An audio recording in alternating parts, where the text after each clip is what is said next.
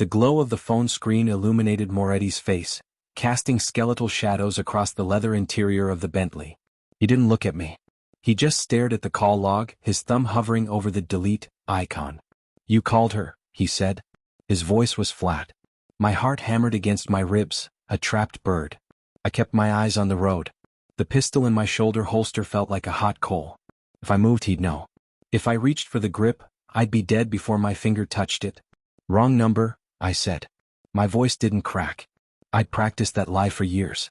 Moretti looked up. His eyes were cold, polished marble. He tossed the phone onto the center console. 3 times in 1 hour. At 3 a.m. I gripped the wheel until my knuckles turned white. This was the moment. The noose I'd spent 6 years weaving had finally tightened.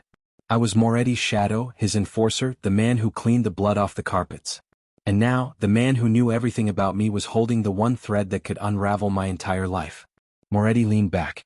"You have a family, Elias?" "I don't remember you having a family." "I don't," I lied. "Good. Because in this business, family is a liability." He dialed. The speakerphone clicked. A woman's voice answered, soft, terrified. "Hello." My blood turned to ice. It was her. My daughter. The one Moretti had disposed of 6 years ago.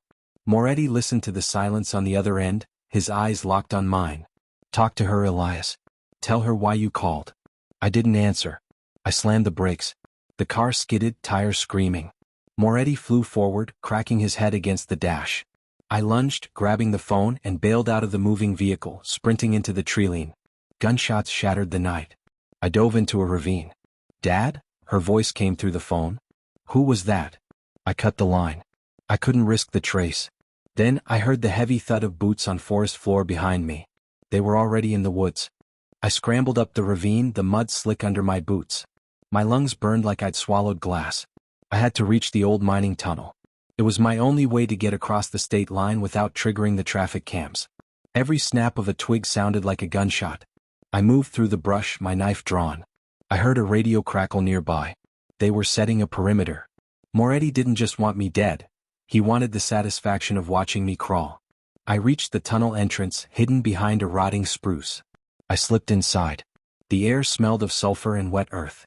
I checked my holster. 1 magazine left. I stopped. My phone buzzed. A text from an unknown number. "I know where you're going. I'm already there." It wasn't Moretti. It was his cleaner, Vane. If Vane was at the tunnel, the entire route was compromised. I turned around, my boots silent on the gravel. I couldn't go forward and I couldn't go back. I knelt in the dark, my breath ragged. I had to create a distraction. I pulled a flare from my go bag, struck it, and threw it toward the tunnel entrance. The red light erupted, blinding. Vane opened fire, his bullets chewing up the dirt where I had been standing seconds ago. I lunged from the shadows, tackled him into the mud, and drove my knife home. He gasped, his hands clawing at my jacket, then went limp. I stood up, breathing hard. I looked at his phone. There was a photo of the safe house on the screen. My safe house. I reached the safe house 3 hours later. The windows were intact, the lights off just as I'd left them. I checked the perimeter. No tripwires. No signs of forced entry. I slipped inside. The silence was heavy. I moved to the master bedroom where I kept the emergency burner. I reached under the floorboard. Empty. The floorboards groaned behind me. Looking for this? Moretti stood in the doorway, a cigarette dangling from his lip. He wasn't alone. 2 guards held my daughter, her face bruised, her hands zip-tied. "I thought you were smart, Elias," Moretti said, exhaling a cloud of smoke. "But you're just predictable. I knew you'd come here. It's the only place you feel safe." "Let her go," I said. My hand hovered over my holster. "You really think you can take them both?" He gestured to the guards. "Drop the piece or she bleeds." I didn't drop it. I dropped to the floor and rolled, firing 2 rounds. 1 guard went down, but the other shielded himself with my daughter. "Don't," I screamed. "Make your choice, Elias," Moretti smiled. "Loyalty to me or life for her. You've got 5 seconds. If you believe that a father's love is the only thing that can break a man's code of silence, hit the like button. Let's make sure this story reaches the people who know that blood is thicker than any contract."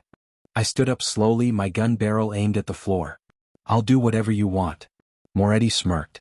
"Drop the gun." I slid it across the floor. The guard kicked it away. "Good.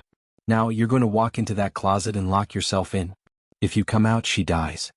I obeyed, my eyes locked on hers. I walked into the closet and closed the door. I heard the lock click.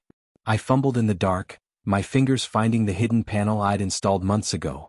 I hit the emergency release for the gas main in the kitchen. The house smelled of rotten eggs within seconds.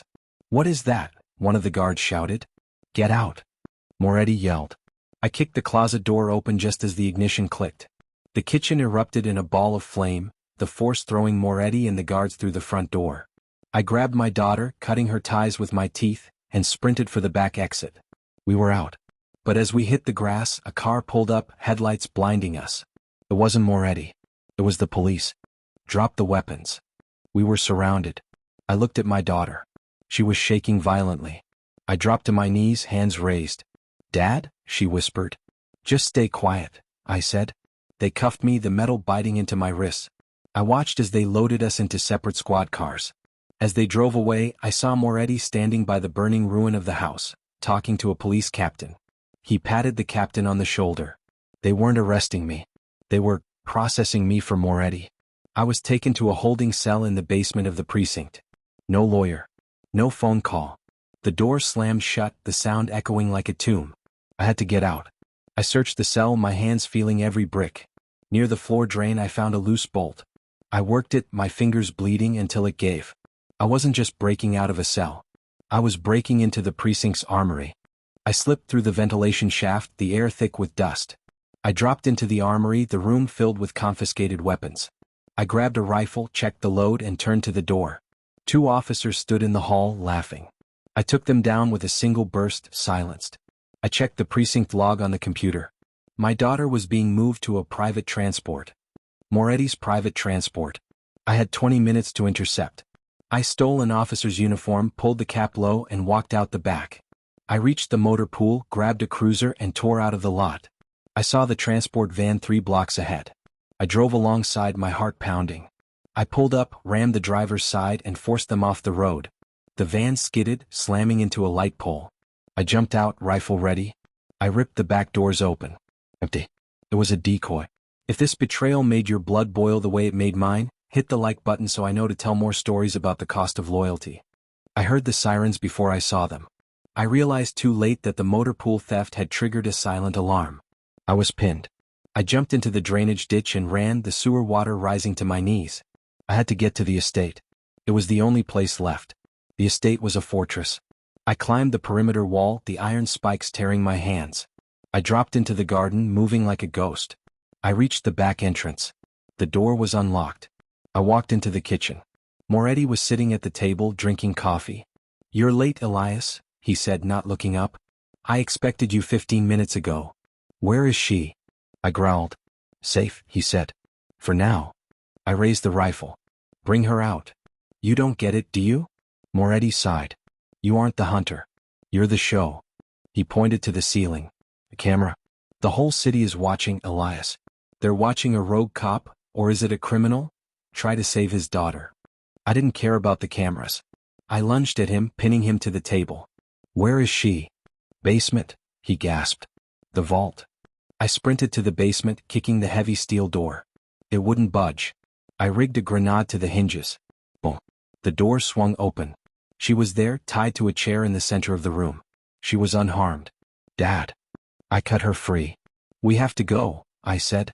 "I can't," she said, pointing to the floor. I looked down. A pressure plate. "It's wired to the main structure," she whispered. "If I move, the whole building goes." I knelt, inspecting the wiring. It was a classic trigger. I heard footsteps behind me. Moretti. "One choice, Elias," he said, holding a detonator. "You stay and she walks. Or you walk and she stays." I looked at my daughter. "Go," I said. "No. Go." I shoved her toward the stairs.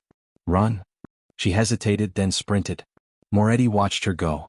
He turned to me. "You really are a good father," he sneered. "I'm a better shot," I said.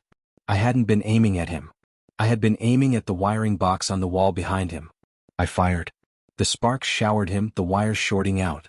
The pressure plate clicked, but nothing happened. I lunged at him, tackling him to the ground. We fought, a brutal, ugly scramble for the detonator. I got my hands around his throat, squeezing until his eyes rolled back. He went still. I grabbed the detonator and smashed it on the floor. I was alive. I walked out of the estate as the sun began to rise. My daughter was waiting at the gate, safe. I walked to her, my hands shaking. I didn't say a word. I just pulled her into a hug. The police were coming, but they were too late. We got into my truck and drove. We didn't look back at the estate, at the life I had lived, at the cage I had broken. We were miles away when I looked at her. "Where do we go?" she asked. "Anywhere," I said. "Just away." The horizon beckoned, a promise of new beginnings, of endless possibilities. I followed it, my eyes fixed on the future, my heart full of hope. I was free. And that was all that mattered. I walked and I walked and I walked. Into the light. If you believe that Elias finally found the redemption he deserved, hit the like button so the algorithm knows the story matters. The end.